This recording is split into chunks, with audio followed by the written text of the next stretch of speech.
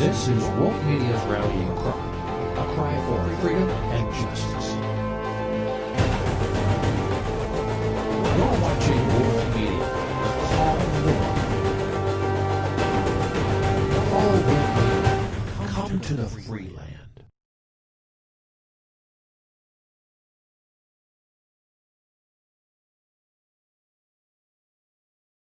Well, thank you all for being here today. I'm sorry I can't be there in person. These days, as you see on slide 2, in a majority of countries, at least some citizens, but often not their governments, insist that some neighboring territory belongs to their country. Involved are upwards of hundreds of pieces of territory, shown here in red. Such claims are usually on the basis of the sense that the land once belonged to them. Right or wrong, China's claim to Tibet is based on this. And secondly, on some ethnic similarities. Both of these two factors underpin China's claim to Taiwan, which is one of the minority of cases in the world where a government aggressively insists on such a claim. China's claim to Taiwan is also fueled by a sense that historically China was wronged, indeed humiliated, by Japan. But this feeling has nothing to do with international law. So we have two questions. Are China's understandings factual, and are they relevant today to the question of territorial sovereignty? Well, because irredentism has been such a common and potentially destabilizing problem worldwide, in the 1960s, the international community began largely to remove historical consideration as a legal basis of territorial claim. Slide 3 shows the text of the two international human rights covenants that were adopted in 1966 and became international law in 1976. All peoples have the right to self-determination. By virtue of that right, they freely determine their political status and freely pursue their economic, social, and cultural development. So what does this mean for Tibet? Looking at slide 4.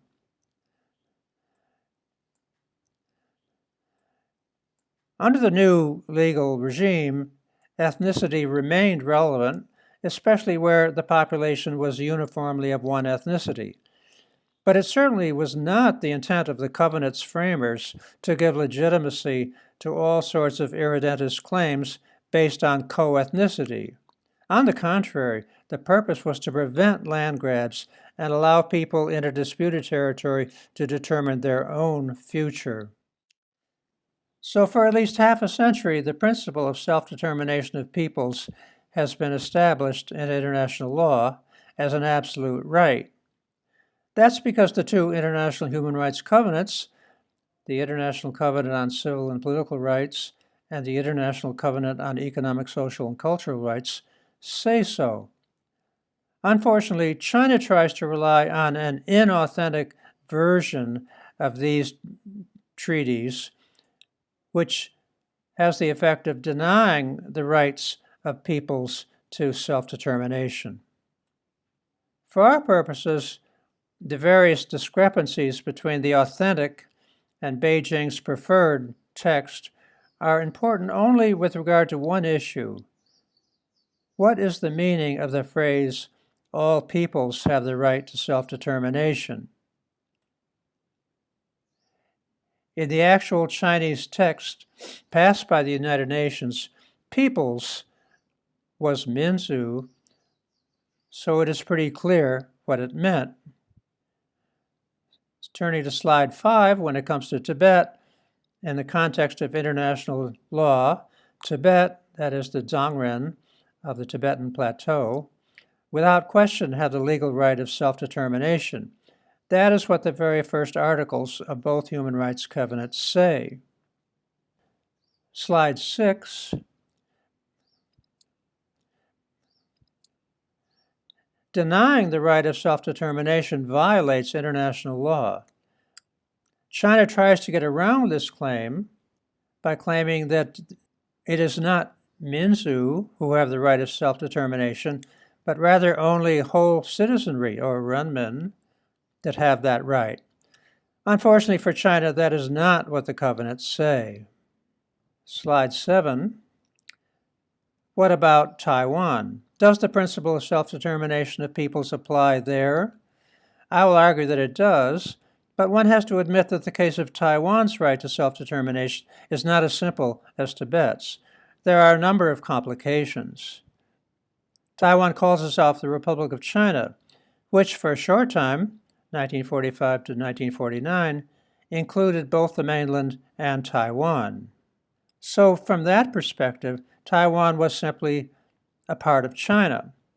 However, that was only 4 years, so we were talking about a very narrow legal, historical technicality.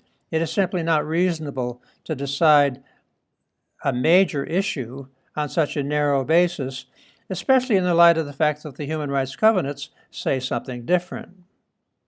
Slide 8 turns us to the question of history, and Taiwan was not part of the Mongol Empire or the Yuan dynasty, nor, as slide 9 shows, part of the Ming,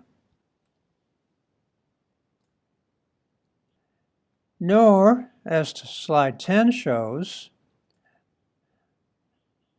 for part of the Qing, at least for very long. And then slide 11 brings us to the Kuomintang and Chinese Communist view of all this, particularly the question of who's a Minzu.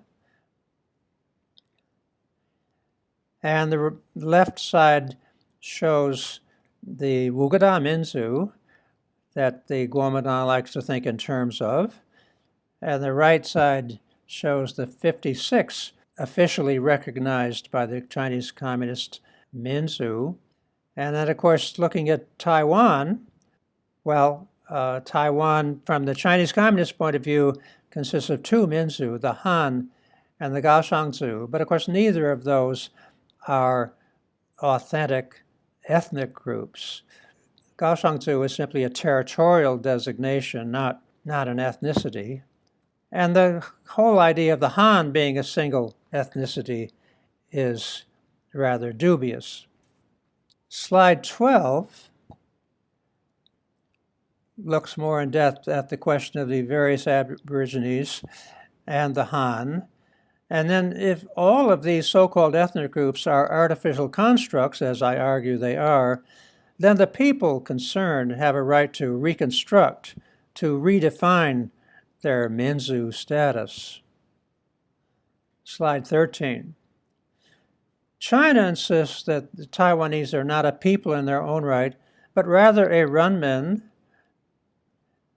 and a subset of the Zhongguo renmin. But the covenants don't talk about renmin, they talk about Minzu. And if you do want to talk about renmin, this actually might arguably work in Taiwan's favor. For who is to say that the various Taiwanese Minzu do not collectively comprise a single renmin distinct from mainlanders? They certainly possess many aspects of citizenship, voting in national elections and performing military service. And then there's a whole question of what it means to be Taiwanese that I'll come to later. And then we come to this point that Taiwanese carry unique passports, which are accepted by most of the countries of the world, even though Taiwan lacks formal diplomatic recognition except on the part of a very few countries. Slide 14. Is recognition sufficient to establish or deny legal sovereignty? It can be argued that if a position is factually false, such as denying the existence of the Republic of China government, slide 15, then being widely tolerated does not make it a fact, nor legal. If there were an international court of law that was competent to pass on such matters, it would be obliged to make its decision according to international law and not be unduly influenced by the position of various governments around the world. So we should not expect the existence of foreign recognition, or lack thereof, to be determinative of whether Taiwan has a right to self-determination. If the Taiwanese are a people, in any sense of the word, they have had, at least since 1976, the right of self-determination. This has been the one overriding principle in these matters, namely the right of national self-determination. If that bedrock principle can be shown to have been violated, then international recognition should be unnecessary. This is especially so when in reality so-called recognitions have been bestowed for political reasons without regard to facts or law. The shakiest of states have been given UN membership. Recall UN members Ukraine and Belarus, which were part of the Soviet Union until 1991. On the other hand, China certainly would not argue that because in the 1930s a few countries did recognize the Japanese puppet state of Manchukuo, that such recognition sufficed to make it a sovereign state. Slide 16. To conclude, in the final analysis, a people, whether Minzu or Runmin, is a matter of self-perception and self-definition. Perhaps in the 1960s there was some question whether the Taiwanese thought of themselves as a people, Taiwanese, or in some sense Chinese. Until about 1994, most people identified as Chinese, whatever they may have meant by the term. By 2010, even that had changed, and since then a solid majority has identified as Taiwanese only, not Taiwanese and Chinese, and certainly not Chinese only. The number of people so identifying is reaching the vanishing point. If granted the right of self-determination without outside pressure, it is clear what the result would be. We do not have to wait. Having held all the attributes of statehood, including national elections, maintaining an army, and so forth, all within a democratic framework, it can be said that the Taiwanese have already exercised their right of self-determination. The other countries can accept or ignore this fact, but they cannot change it. As for Tibet, the law is especially clear. Tibetans have the right of self-determination. The Chinese Communists cannot mount any legal arguments to support their claim. They can only fall back on their flawed and irrelevant version of history. In both cases, the big question is not what is international law on the subject, but rather, will China ever become a law-abiding nation?